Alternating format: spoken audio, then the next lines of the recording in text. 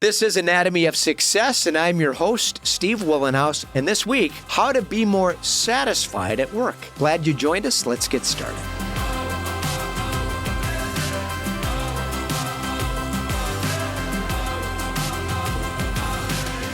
Welcome to Anatomy of Success, where each week we discuss topics relevant to what I call my 4 tenets of equanimity. Better health, healthy relationships, healthy intimate relationships, and more satisfying work. We focus on those 4 areas, which obviously includes a broad category of things. We move in the direction of being actionable every day about things we can do to increase happiness and life satisfaction. And they do improve exponentially. I know I've done it for decades. Please subscribe to our YouTube channel and then also subscribe to our audio podcast if you prefer. And then swing over to weatherology.com, grab the Weatherology mobile app. You'll find me under About Us at the top of that page. You can follow along, and I invite you to, on our social media assets. Let's face it, sometimes our job just sucks. It's that plain and simple. Many people are anchored to occupations that fail to stimulate their curiosity. They work with people that lack leadership and neglect to appreciate people. They have colleagues that constantly attempt to undermine their efforts to succeed. A lot of people in corporate environments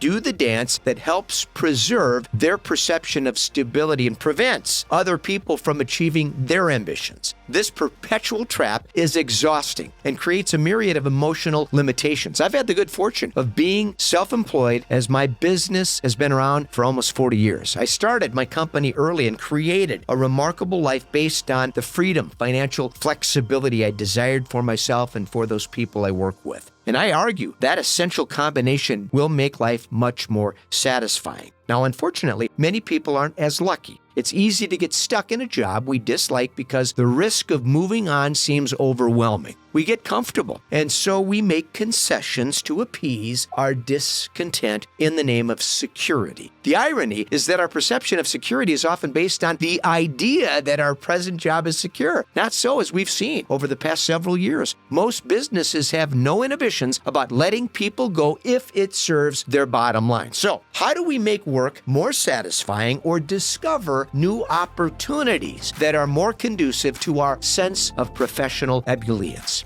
Here are 7 ways we can create happiness in our work.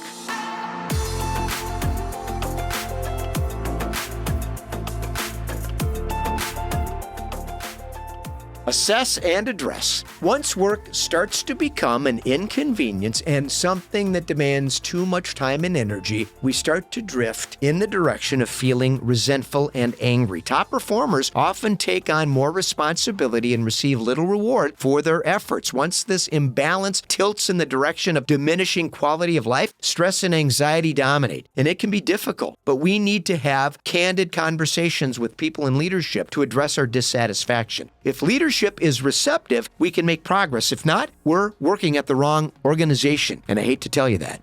Meaningless and mundane. When work starts to feel meaningless and mundane, we have some big decisions to make. Are we going to get serious about stretching our true potential or be content doing something we dislike just to pay the bills? Very few people want to do the innocuous work that's required in the beginning to gain experience. And a lot of young people are attracted to social media because they believe they can avoid the hard work of success by becoming famous first. Fast tracks to success seldom pay. We need to do the unpleasant things that awaken our ambition so we can find more meaning in the work that we do.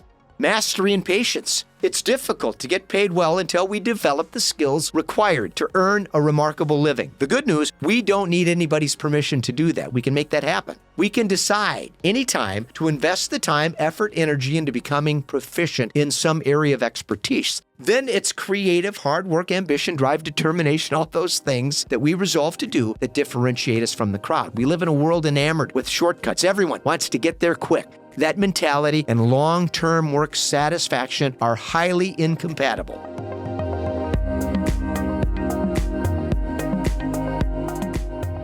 Appraisal and attitude. Now, many people are dishonest about the origin of their discontent. It's easy to blame work and everybody around us when we are responsible for the bad attitude that's maybe affecting our work and maybe our relationships. We need to be honest with ourselves. Is our job making us miserable because of poor attitude, or are the people around us really that bad? Is the work really that dissatisfying, or are we just not applying ourselves to do good work? If we are starting to seem benign, it's time to reappraise our attitude and identify the real source of our unhappiness. Fear and uncertainty. Many people are crippled by fear, which prevents them from moving forward. Once we can truly identify that our job is the source of our dissatisfaction, we can have some difficult choices that we need to make and work through. However, fear and uncertainty complicate that process. Once we decide it's time for a big move, we need support and a concrete plan. We also need boldness and conviction to make that a reality.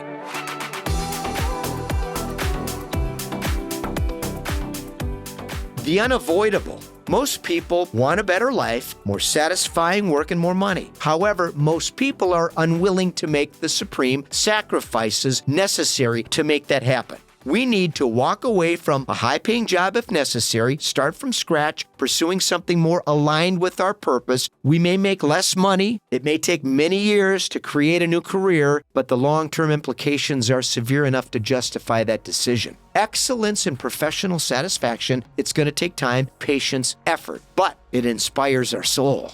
Time and money. How much money do we really need to create a quality of life that offers us unlimited free time so we can focus on what matters most? That's up to you. When people get trapped in buying big houses, fancy cars, expensive boats, the pressure to earn more to sustain that lifestyle gets insurmountable. We need to reevaluate our relationship with time and money and decide how much is enough. Once we break away from societal pressure to perform along with everybody else in the conformists out there, we liberate ourselves to create a remarkable quality of life based on our priorities and our values.